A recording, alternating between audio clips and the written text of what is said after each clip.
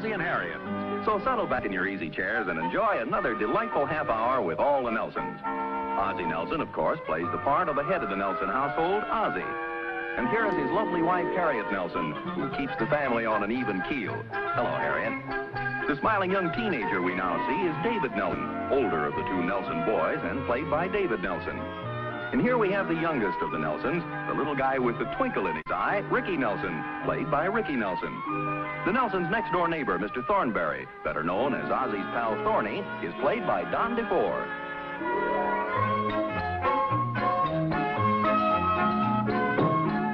Hey, Rick, how do you think this tie will look?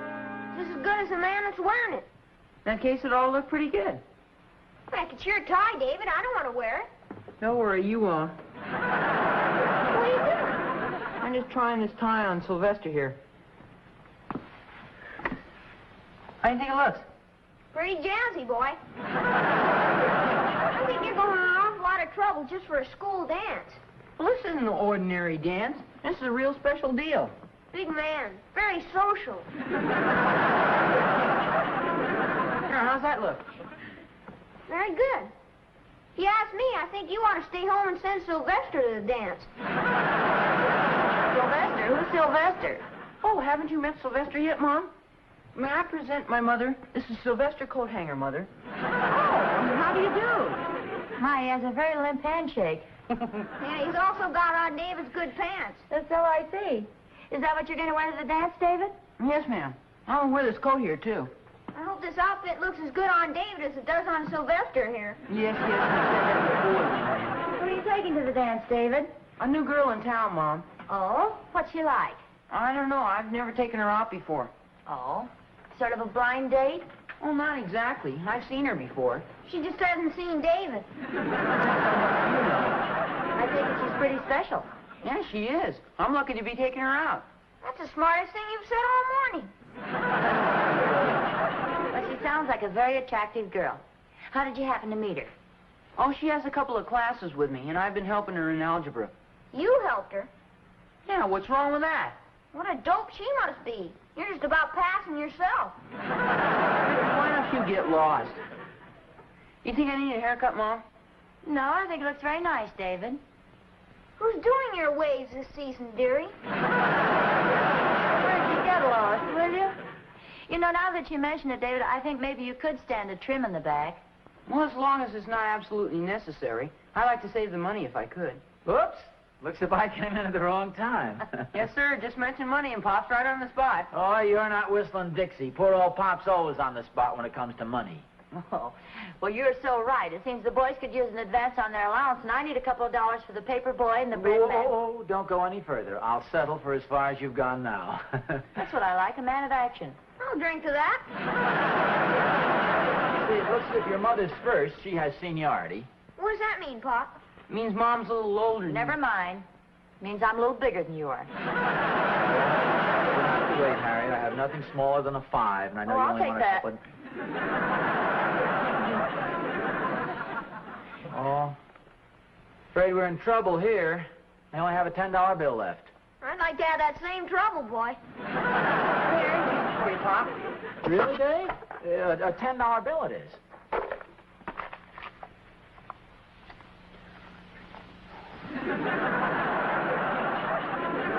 There you are, Pop. $10. Wow. Boy, you got a lot of money stashed away there, son. Yeah, I've been saving up. Well, here's a couple of dollars for you, Rick. Thanks, Pop. A couple of dollars for you, Dave. Thanks, Pop. This will come in nice and handy. Well, now, look, you guys. Don't you spend that foolishly all in one place. Heck no. I'm going to spend mine foolishly in a lot of places.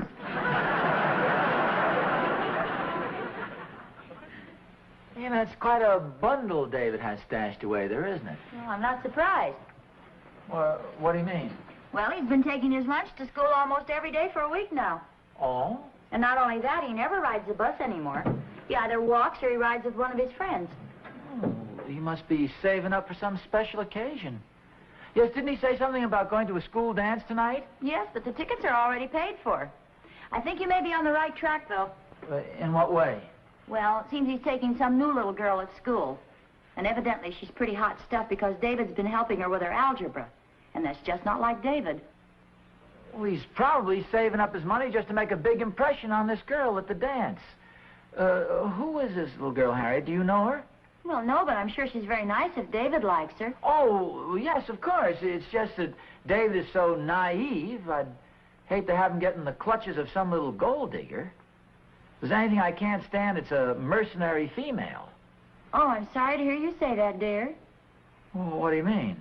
Well, I was just thinking that $5 you gave me isn't going to go very far, and I thought perhaps you could let me have a couple more. I surrender, dear.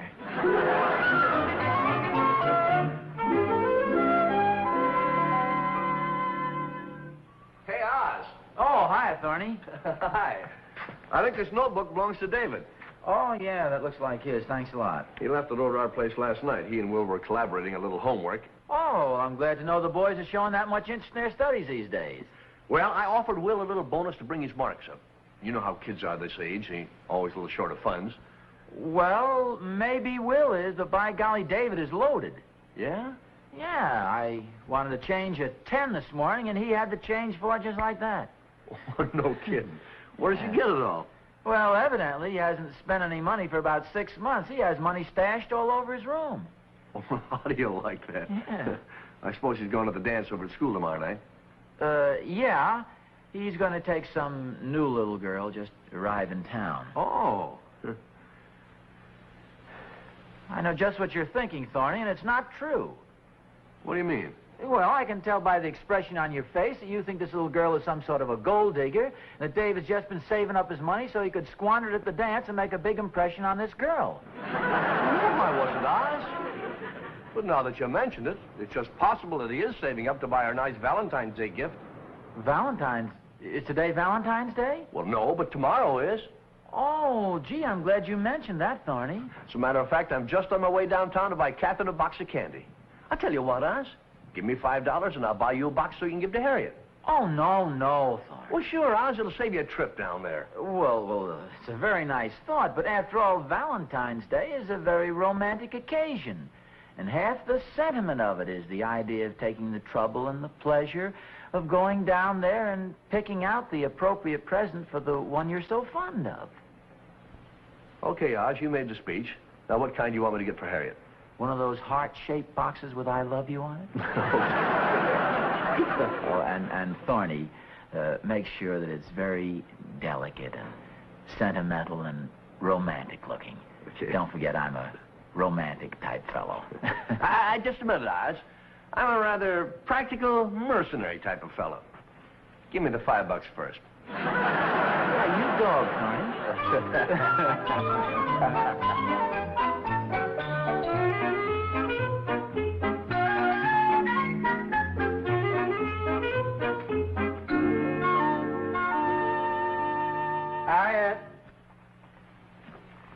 Harriet, have you seen the boys?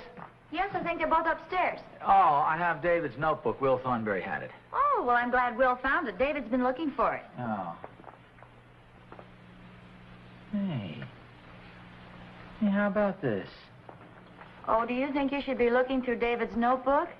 Well, I wasn't exactly looking through it, but this page kind of fell open when I was looking through it. Well, after all, I'm the boy's father. Yes, dear, I know. What does it say? Well, it's a list. Perfume, candy, scarf, compact. Well, it sounds like Ricky's spelling list. Sounds to me more like David's sucker list. Well, what do you mean? Well, I mean, it's pretty obvious, Harriet, that David's about to squander all his money on this little girl that we don't even know. Well, after all, it is his money, and I'm sure the little girl is very nice. Well, I'm sure she is. It's silly to think of a little girl like that scheming. I mean, after all, a girl David's age is too young to think of those. Well, I'm sure David can take care of himself. Yeah, I suppose so. After all, it is his money that he saved. What if he does buy her a few rather expensive presents? Is that anything to worry about? Well, you've convinced me. Have you convinced yourself? Frankly, no. Well, I wouldn't worry too much about it. After all, I'm sure David's smart enough to... Well, I mean, if he's anything like his old dad, which I'm sure he is. Yes, I know. Yeah. Poor David. Poor David.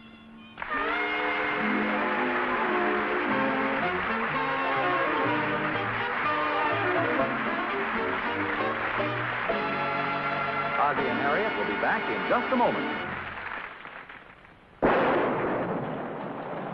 Did you get your feet wet today?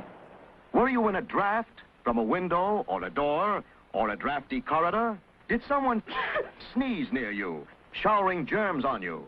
If any of these things happen today, gargle Listerine, quick, tonight. Here's why. Wet feet, drafts, or fatigue can lower your body's resistance to colds. Germs in the throat can get the upper hand. A cold can develop. Listerine, antiseptic, reaches way back in the throat. It kills germs by millions. Clinical tests have shown that germs on mouth and throat surfaces were reduced as much as 96%, even 15 minutes after the Listerine gargle. So be wise. At the first sign of a cold, get after the germs. Whatever else you do, gargle Listerine antiseptic. Quick, gargle Listerine regularly, morning and night. Pa coughed, and Ma coughed, and Junior got the sniffle. Bill sneezed, and Jill wheezed, and Sister went ka-choo. They called up the doctor and asked for his prescription. Here's what he said to do. Buy Listerine, try Listerine, fight off germs, gargle Listerine. Buy Listerine, try Listerine, keep mouth clean without a septic Listerine.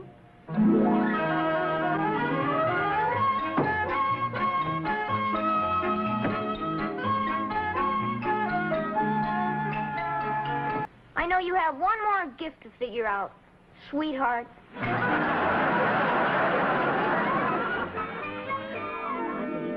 Oh, yeah, right. Say, you know, you may be right after all about this little discussion we had a while ago. What discussion is that? Well, about David and his little girlfriend that he seems to be so taken with. I was just passing the boys' room just now, and I overheard them talking. Now, I wasn't eavesdropping or anything. No, of course. What did you hear them say? Well, I heard David tell Ricky that when you really like somebody, it doesn't make any difference how much money you spend on their presents. And he had an awful lot of money there. Well, see, that's what I was telling you about before, Harriet. I think it's perfectly all right for David to buy the little girl a present, but I just don't want him to do anything silly. Well, that's how I feel about it. Maybe I ought to have a little talk with him, huh? Personally, I think he just ought to buy her a nice corsage.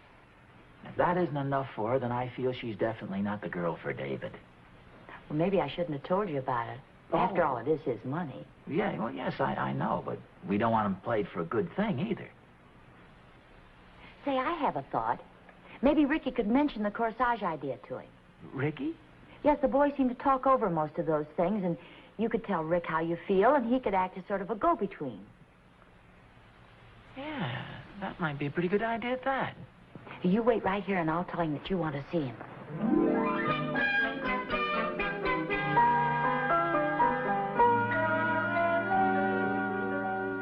Did you want me, Pop? Oh, hi, Rick. Sit down for a second, son. Where's David? He's outside playing basketball. Do you want to see him? No, but what I have to tell you concerns David. Oh, is something wrong, Pop? No, not especially. Let's see how I can put this. Well, every once in a while, there's something that you want to tell somebody, but it's of a rather delicate nature. So rather than to risk hurting the person's feelings, you tell it to a third person and have him relay the information. Do you follow what I mean? Oh, sure, Pa. Like the time I got that bad report card and I asked Iggy Schwartz to tell you. Yes. That's sort of the same idea. Well, first of all, I happen to know that David has been saving up a great deal of money lately. He sure has. And also, I happen to know that he has in mind buying a rather expensive gift for somebody with part of that money. See, that was supposed to be a secret, Pop. Well, I just happened to find out about it, and I thought I'd tell you what I think he ought to buy, and then you can pass the information on to David. Sure, that's swell. He'd like to know. Well, to begin with, I'm against spending too much money. See, it's much better to buy an inexpensive but appropriate gift. Something that really expresses the sentiment of Valentine's Day. Like what, Pop? Well, I had in mind a nice corsage. What's a corsage?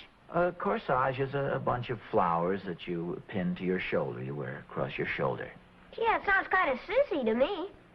Oh, no, not at all. After all, Valentine's Day is a very sentimental occasion, and there's nothing expresses sentiment better than flowers. You mean you really want him to buy a corsage? Yes, I do. I don't think you could buy anything that would be more appropriate. Okay, if you say so, Pop. I thought it'd be better if I stay out of this, you see, and you tell David about it. Oh, sure, Pop. He'll be happy to know what you want him to buy. But I don't think he'll believe it. Well, you just tell him what I said. Okay, Pop. I'll tell him. Attaboy. You sure you want him to buy a corsage? Yes, I'm positive. Pop, Yes? did you really play football in college? Come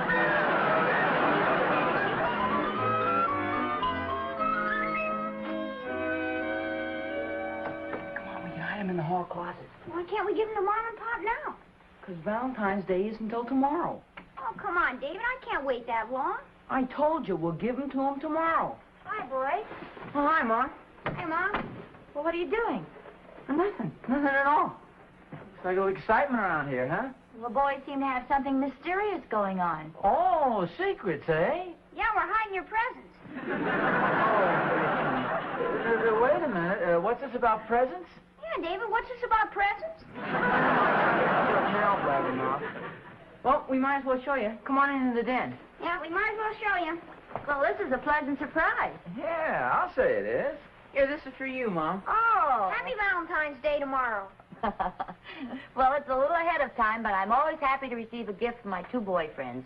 Well, come on, open it up. Let's see what it is. Oh, it's a box of my favorite chocolates with the fruit centers. Yeah, I'm glad you like them too, Mom. If you need any help eating those, Mom, you sure don't have to look any farther. And this is for you, Pop. For me? Well, boys, you shouldn't have done it. I don't think we should have either, but that's what Ricky said you wanted, Pop. I hope it's all right. Well, this certainly is a surprise. I had no idea you fellas were going to give me a... What's this? It's a corsage, Pop. That's what Ricky said you wanted. You did want a corsage, didn't you, Pop? Sounded awful funny to me, but that's what Ricky said. Oh, well, you see, when Ricky spoke to me about buying a Valentine's present, I thought he meant... Well, I mean, you see, David was saving up all that money. Well, boys, I think there's been a slight misunderstanding. Now, just a second, Harriet. What makes you think so? Well, hasn't there been? I'm not so sure. Now let's think this over for a minute. Do you mean you wanted a corsage for Valentine's Day? Yes. I mean, well, that is... Oh, now I get it. Ozzie, how clever of you. Oh! Oh, thank you, dear. How was it clever of me? I mean, you tell the boys. Well, you see, boys, your father made believe that he wanted a corsage for himself, when actually he wanted to give it to me. Oh, yes. You see, fellas, Valentine's Day is a very sentimental occasion. And I kind of had a little hunch that you boys were going to get a present for me. Well, you certainly are clever, dear. Yeah, we didn't even know we were getting them one until a little while ago. Well, you see, actually, this is a gift from your three boyfriends together. Well, you certainly fooled me. Well, I have my moments. Then you weren't really worried about the little girl at all. What little girl, Mom? The little girl you're taking to the dance tomorrow night? You mean Marilyn? What's she got to do with it? Oh, well, your mother kind of got the idea that you've been saving up all your money to buy this little girl an expensive present. Gee, what for? Well, you're taking her to the dance tomorrow night, and it would be nice if you gave her something for Valentine's Day. Golly, that's right. Look, I have an idea. Since you gave me the corsage, why don't you give her the candy?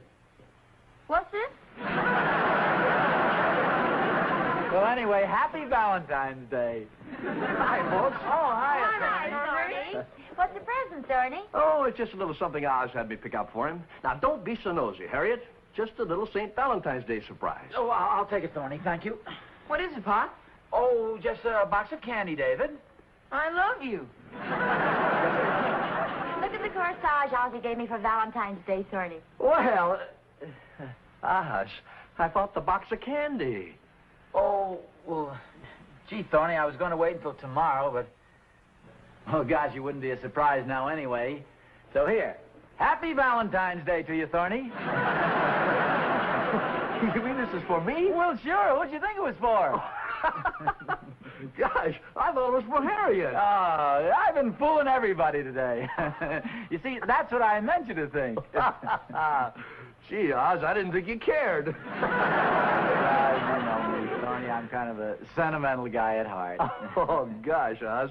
This is a great big surprise. And look, I know you didn't get anything from me, but don't worry. It's perfectly okay. I understand. No, you're wrong, Oz. I do have a present for you. Here, hold this. Really? Naturally, I was going to wait until tomorrow, but since you've given me mine, I may as well give you yours. There you are, Oz. Happy Valentine's Day to you, too. Oh, Thorny, you shouldn't have done it. Oh, a beautiful tie. How about this? Oh, Thorny, I can't accept this. No, please do, Oz. This was a Christmas present for my mother-in-law. Barbie, I'll try it on. All right? You know, this is the first time Mr. Thornbury and Pop have given each other Valentine's presents. Well, this is the first time your father ever had you boys buy him a Valentine to give to me. This is the first time I ever bought a Valentine to give to myself from somebody else. Valentine's Day sure is a confusing holiday, boy.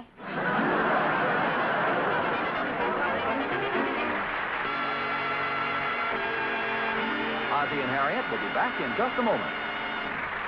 Children love the fresh, lively flavor of Snow White Minty Listerine toothpaste. So it's nice to know that no other leading dentifrice, no chlorophyll product, can do more for them and for you than Listerine toothpaste. Because Listerine toothpaste gives you Listerine's special ingredient, luster foam. Can help your toothbrush cut down tooth decay as much as 60%. Keep your mouth clean and fresh for hours. And look at the money you save. This thrift pack gives you not one, but two big 45-cent tubes for only 59 cents. That's right, 90 cents worth of Listerine toothpaste for only 59 cents. Listerine toothpaste is your best buy by far, so buy now.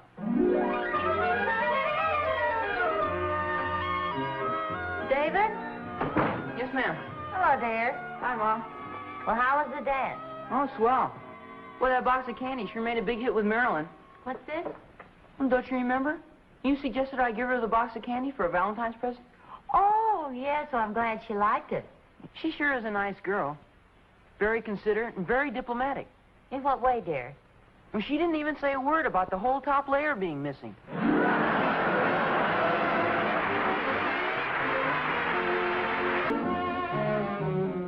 Before we say goodnight, I'd like to take this opportunity of thanking the editors of TV Radio Life magazine for selecting our television show as the best comedy show of 1952. We're very happy. And those are my sentiments exactly. Yeah, mine too.